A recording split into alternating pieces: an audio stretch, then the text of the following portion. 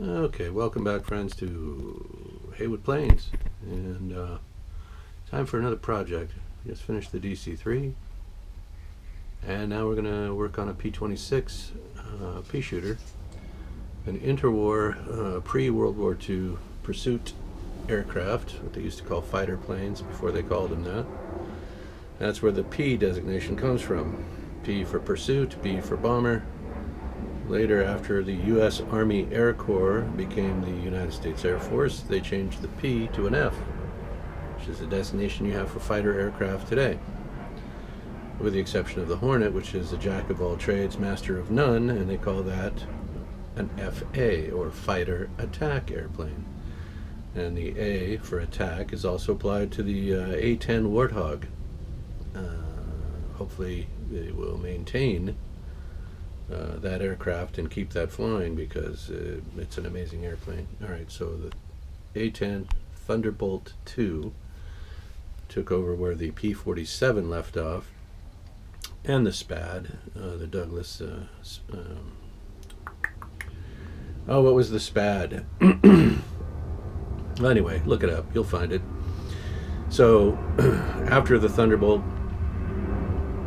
the Marines, the Air Force, and all determined that they needed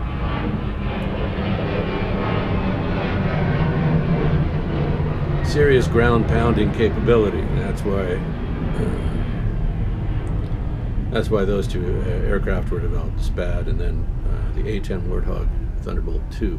Nobody calls it that. Anyway, here we're doing the P-26A pursuit Peashooter, and it's going to look, hopefully, something like that when I'm done. I don't care for the Air Force blue fuselage and yellow wings. I like that Army Air Corps green. I don't dislike the blue, but I prefer the green. Let's put it that way. So I did an unboxing on this airplane. I'm not going to show you the box top because you've seen it. I'll put that into the same playlist. So this is going to be video 2 after the unboxing, and this is our start. Now here on Haywood Plains, we like to show the builds, whether we get them just right or not. And in this case, there was some issue, and it was mine. It was an unforced error on bulkhead number 9. You can see which forms the backrest, this bulkhead here. So I had to make a doubler for it. What happened is I got it in there just a little bit sideways. It wasn't at a perfect right angle to the bottom keel. So I had to cut it loose here and there, and it kind of came apart when I did that. You can see all the cracks in the back of it there.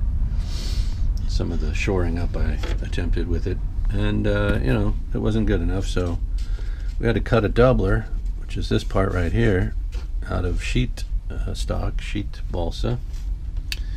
And that was done by tracing the complete bulkhead, number 9, which is this one, onto the silk span. So you take a piece of silk span or tracing paper or whatever you want to, hopefully you have something.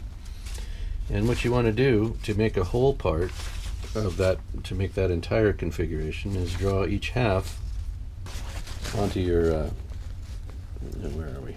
There we are. 9. So let's move over to 9.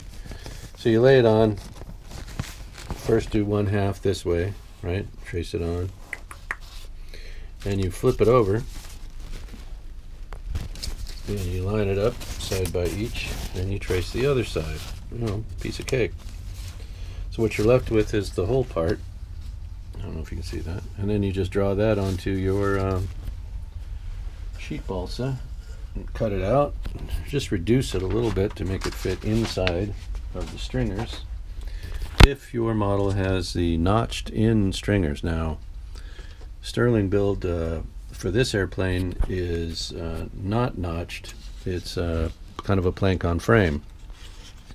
So you see all of the stringers overlay most of the bulkheads. There's a few notches here around the cockpit where the door will be cut in, and then the rest of the time they lay on top like a ship model, like a plank on bulkhead assembly. All right, so this is where we're at. I'm about to lay on the stringers for the starboard side, and I'm going to do that off camera because, I mean, you've all seen me put stringers on. We just want to make sure we have the illustration close at hand. The stringer diagram, as it were, here on the plan sheet. So we'll open that up, put it here, and we'll begin laying the stringers onto the fuselage here on the port side.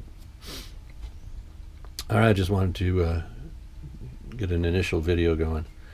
All right, that's video 2, if we count the unboxing. Video 1, we're just talking about actual build and progress. All right, appreciate you. If you have any questions about the P-26, or if you want more information about this model or Sterling or Boeing P-26 aircraft itself, the paint scheme we're going to go with, any of that stuff, just put it in the comments. If you built this airplane before, you know, let me know if you're planning on it, or if you hadn't ever heard of it before and you want to get one of these. They are not too hard to find. Oldmodelkits.com is a good source for out of production. This is an out of production model, and you can find it elsewhere. I've seen it on eBay, and I've seen it on the Jungle website. So anyway, good luck if you don't have it and need to find one. They are out there, and I appreciate everyone who's viewing the channel. I'll keep coming back if you want, and you know, like I said, be sure to ask any questions you might have on the comment section. All right, everybody have a great day.